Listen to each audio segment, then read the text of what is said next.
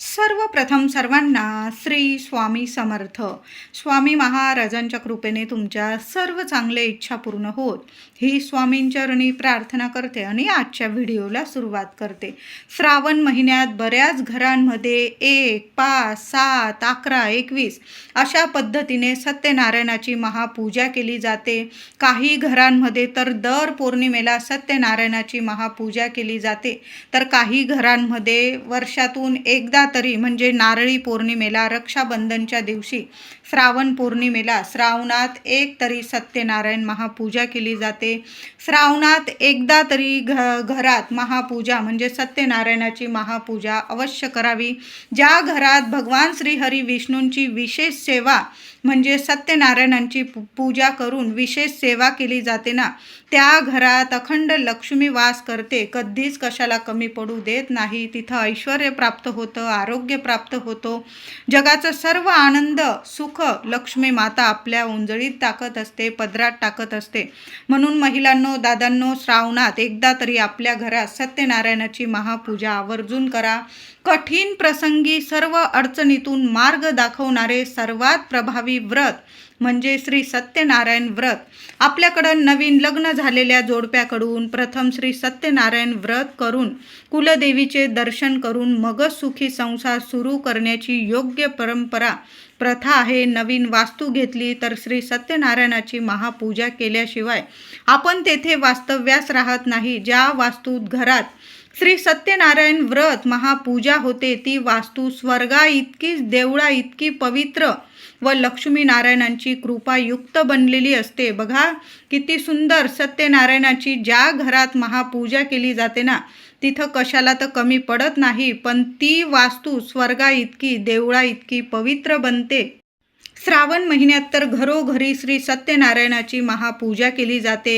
या महिन्यात कुणी घरी 1, 5, 7, 11, 21 अशी श्री सत्यनारायणाची पूजा स्वतः करतात, तर काही ठिकाणी वर्षाच्या 12ही महिने दर पौर्णिमेला सत्यनारायणाची महापूजा केली जाते.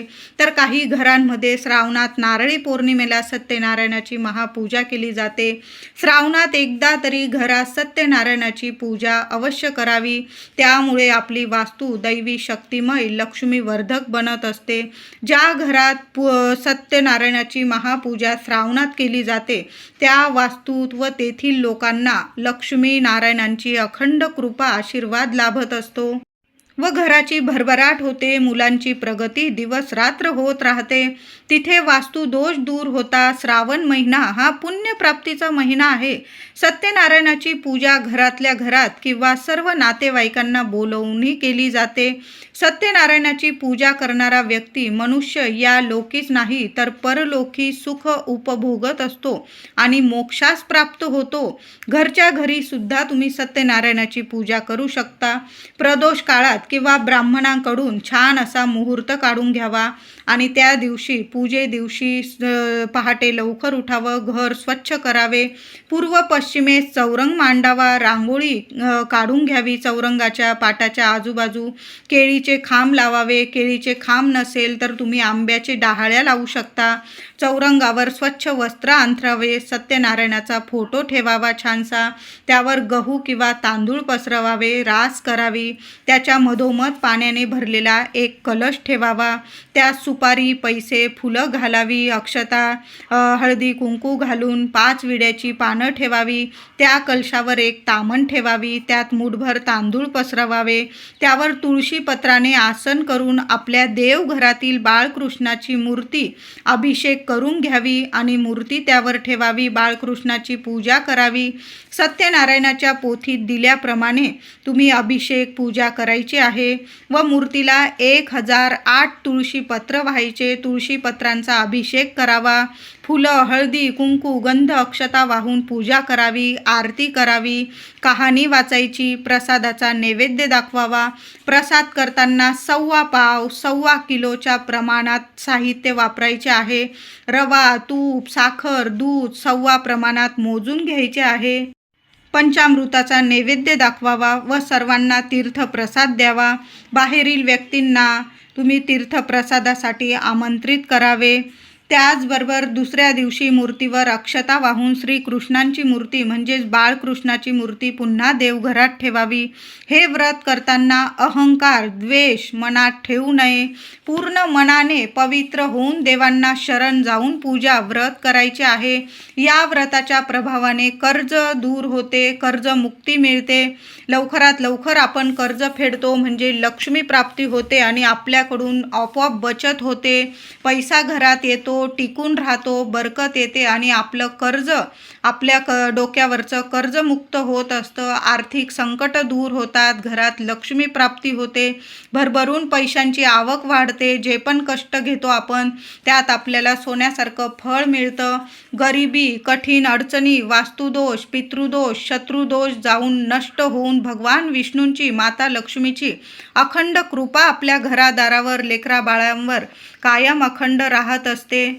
आता लवकरच श्रावणाला सुरुवात आहे. तुम्ही जर श्रावणात 1, 5, 7, 11, 21 अशा पद्धतीने रोज सत्यनारायणाची पूजा करणार असाल तर एकदा चौरंग मांडून घ्यायचा आहे. ज्या दिवशी तुम्ही पहिल्या दिवशी सत्यनारायणाची महापूजा करणार त्या दिवशी लवकर उठावं, गंगाजल किंवा गोमूत्र टाकून आंघोळ करावी, स्वच्छ वस्त्र नेसून घ्यायचं आहे.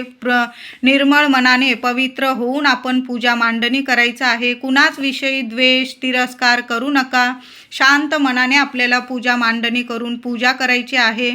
एकदाच चौरंग मांडून घ्यायचा आहे म्हणजे तुम्ही लगातार 21 दिवस, 11 दिवस, 7 दिवस, 5 दिवस अशा पद्धतीने जर रोज तुम्ही घरच्या घरी तुमच्या हाताने तुम्ही सत्यनारायणाची महापूजा करणार असाल तर मग एकदाच चौरंग मांडून घ्यायचा आहे. रांगोळी काढून घ्यायची आहे, त्यावरच तुम्ही रोज पूजा केली तरीही चालेल. चौरंग छान सजवून घ्यायचा आहे. तुम्ही आंब्याच्या पानांनी सजवू शकता, आंब्याच्या डहाळीनी, किंवा तुमच्याकडं जर केळीचे खांब असतील तर तुम्ही केळीचे खांबांनी छान असं फुलांनी, केळीचे खांब, आंब्याची डहाळी याने चौरंग छान सजवून घ्यायचा आहे. पहिल्यांदा पूजा करताना दिवा लावून घ्यावा. कुठलीही पूजा दिव्याशिवाय, अग्नीशिवाय पूर्ण होत नाही. दिवा लावून घ्यावा. महिला पुरुष दोघांनीही पूजा करावी. पूजा करताना चौरंगावर प्रथम 2 विड्याची पानावर 1 सुपारी मांडून गणपती बाप्पांची स्थापना करावी. गणपती शेजारी विड्याच्या पानावर सुपारी मांडून आपल्या कुलदेवीची स्थापना करावी. कुलदेवी शेजारी पानावर सुपारी मांडून वरुण देवतेची स्थापना करावी. अशी 3 सुपारी तुम्हाला मांडून घ्यायच्या आहे, मगच पूजा करावी. जी महिला पुरुष पूजा करत असाल स्वतःच्या कपाळी हळदी कुंकू लावावी. महिलांनो हळदी कुंकू लावून घ्या. पुरुष दादांनी कुंकवाचा कपाळी तिलक करावा. प्रथम गणपतीची स्मरण करून, प्रार्थना करून हळदी कुंकू, अक्षता, दुर्वा, फुलं वाहून पूजा करावी. चौरंगावर उजव्या बाजूला गणपती बाप्पांची स्थापना करा व बाजूला कुलदेवी, वरुण देवता यांचीही अशाच पद्धतीने पूजा करून घ्यायची आहे. हळदी कुंकू, फुलं, अक्षता वाहून व सत्यनारायणाची सांगितल्याप्रमाणे पूजा करून घ्यावी. तीर्थप्रसाद नैवेद्य दाखवून सर्वांना तीर्थप्रसाद द्यावा. दुसऱ्या दिवशी पूजेची उत्तर पूजा करावी. सर्व पूजेवर थोड्या अक्षता वाहाव्या व हा एक मंत्र बोलावा. मंत्र: यान्तु देवगणाः सर्व पूजा मादाय पार्थिवम इष्टकाम प्रसिद्ध्यर्थ पुनरागमनाय च. व बाळकृष्ण देव घरात ठेवावा. सर्व साहित्य उचलून घ्यावे. पूजेतील सुपारी पुढील पूजेला तुम्ही वापरू शकता. पानं, फुलं निर्माल्यात टाका. तांदूळ, गहू, फळे स्वतः खायचे आहे. अशा सोप्या पद्धतीने अशी फलदायी श्री सत्यनारायणाची पूजा करायची आहे. तुम्ही ब्राह्मणाकडून सुद्धा करून घेऊ शकता. तुम्ही ब्राह्मणाकडून करून घेतली असेल पूजा तर दुसऱ्या दिवशी जेव्हा आपण पूजेची उत्तर पूजा करतो तर ब्राह्मणांनी आपल्याला म्हणजे सर्व मंत्र वगैरे बोलून त्या अक्षता दिलेल्या असतात, त्या नीट एखाद्या पुडीमध्ये सांभाळून ठेवा आणि दुसऱ्या दिवशी पहाटे लवकर उठून आंघोळीनंतर त्या अक्षता आपल्या पूजेवर टाकाव्या. उत्तर पूजा करावी आणि सर्व वस्तू आपल्या जागच्या जागी उचलून ठेवायच्या आहे. अशा साध्या सोप्या पद्धतीने या श्रावणात एकदा तरी आपल्या घरात सत्यनारायणाची महापूजा जरूर करा. बघा, येत्या 13 तारखेपासून श्रावणाला सुरुवात होत आहे. गुरुवारपासून 13 ऑगस्ट 2026 गुरुवारपासून श्रावण महिना प्रारंभ होत आहे आणि 27-28 तारखेला नारळी पौर्णिमा म्हणजे श्रावण पौर्णिमा, रक्षाबंधन आलेलं आहे. या दिवशी सुद्धा तुम्ही आनंदाने तुमच्या घरात सत्यनारायणाची महापूजा आवर्जून करा. आणि श्रावणात जर तुमच्याकडून घरच्या घरी झालं तर 1, 5, 7, 11, 21 अशा पद्धतीने सुद्धा तुम्ही सत्यनारायणाची ही सेवा करू शकता. बघा, ज्या घरात सत्यनारायणाची महापूजा सेवा केली जाते ना, तिथं खरंच सांगते सोन्यासारखे दिवस येतात. लेकरा बाळांच्या ज्या अडीअडचणी होत असतील तुमच्या घरात, मग शिक्षण असो, नोकरी असो, विवाहाबद्दल काही ना काही अडीअडचणी येत असतील, घरात संतान प्राप्ती होत नसेल त्यासाठी सुद्धा, किंवा घरावर कर्जाचा डोंगर झालेला आहे, पैसा येतो पण टिकत नाही, लक्ष्मी प्राप्तीसाठी, अखंड लक्ष्मी प्राप्तीसाठी सत्यनारायण महाराजांची ही सेवा करणं विशेष फलदायी मानलं जातं. म्हणून श्रावणात एकदा तरी आपल्या घरात आवर्जून सत्यनारायणाची महापूजा जरूर करा. तुम्ही स्वतः करू शकता, ब्राह्मणाकडून करा, पण विशेष सेवा भगवान श्री हरी विष्णूंची ही विशेष सेवा जरूर करा. बऱ्याच घरांमध्ये नारळी पौर्णिमेला सत्यनारायणाची महापूजा केली जाते. आता श्रावण सुरू होत आहे. बरेचसे लोक श्रावणात नारळी पौर्णिमेला किंवा श्रावणभर अगदी 1 असेल, 5, 7, 11, 21 अशा पद्धतीने आपण सत्यनारायणाची महापूजा करत असतो. तुम्ही जर जास्त सत्यनारायण करत असाल, 11, 21, 5, तर मग एकदाच जरी तुम्ही पूजा मांडणी करून घेतली आणि दुसऱ्या दिवशी पूजेची उत्तर पूजा करून निर्माल्य वगैरे उचलून घेतली आणि पुन्हा त्याच पूजेवर जरी तुम्ही दुसऱ्यांदा पूजा केली तरीही चालेल. तुम्हाला चौरंग किंवा पाट हलवायची गरज नाही, पूजा उचलायची गरज नाही. तुम्ही पुन्हा हळदी कुंकू फुलं अक्षता वाहून आणि तुळशीचा अभिषेक करून, कहाणी वाचून, प्रसादाचा रोज नैवेद्य दाखवून साध्या सोप्या पद्धतीने तुम्ही सत्यनारायणाची महापूजा तुम्ही त्याच ठिकाणी करू शकता. वेगवेगळी पूजा मांडायची सुद्धा गरज नाही. आणि तुम्ही जर नारळी पौर्णिमेला श्रावणात एक सत्यनारायण करत असाल तर मग तुम्ही 27 तारखेला 27 ऑगस्ट 2026 गुरुवार रोजी करायचं आहे. नारळी पौर्णिमा, श्रावण पौर्णिमा प्रारंभ होत आहे 27 ऑगस्ट 2026 गुरुवार रोजी सकाळी 9:08 ही पौर्णिमा तिथी प्रारंभ होत आहे आणि 28 तारखेला सकाळी 9:47 ही पौर्णिमा तिथी समाप्त होत आहे. तुम्हाला जर नारळी पौर्णिमेला सत्यनारायणाची महापूजा करायची आहे श्रावणात पौर्णिमेला, तर मग 27 तारखेलाच तुम्हाला पूजा करायची आहे. फक्त दुपारी 3 ते 4 हा राहूचा काळ जाऊ द्या. मग संपूर्ण दिवस हा शुभच आहे. सकाळी 10 वाजेपासून तुम्ही पूजा करू शकता. संपूर्ण दिवस हा शुभ आहे. म्हणून 27 तारखेला नारळी पौर्णिमेला आपल्या घरात जरूर आवर्जून सत्यनारायणाची महापूजा करा. बघा, जन्म देण्याचे किंवा जन्माला घालण्याचे काम ब्रह्मदेव करत असतात व जन्म ते मृत्यूपर्यंत पालन पोषण करण्याचे काम जबाबदारी भगवान विष्णूंवर आहे आणि मृत्यूनंतर भगवान शंकर यांची जबाबदारी असते. म्हणून मेल्यानंतर मृत आत्म्यांना मुक्ती देण्याचे कार्य भगवान शंकरांच्या स्थानी आहे.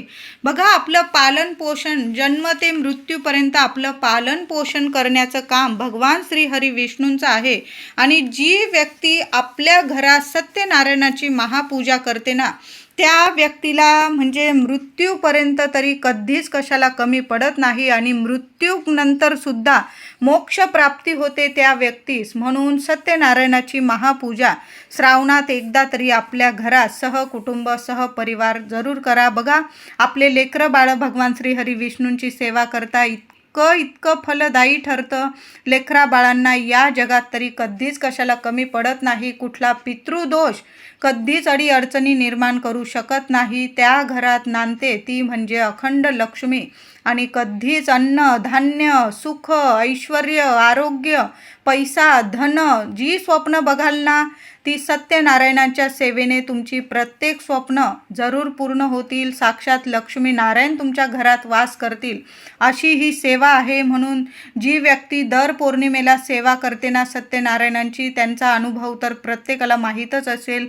खूप सुंदर सोन्यासारखे अनुभव येतात. म्हणून या पौर्णिमेला नारळी पौर्णिमेला किंवा तुम्ही श्रावणात बरेचसे म्हणजे रोज जरी सत्यनारायण केला, 1 करा, 2 करा, 5 करा, 11, 21 अशा पद्धतीने सुद्धा सत्यनारायणाची महापूजा करू शकता.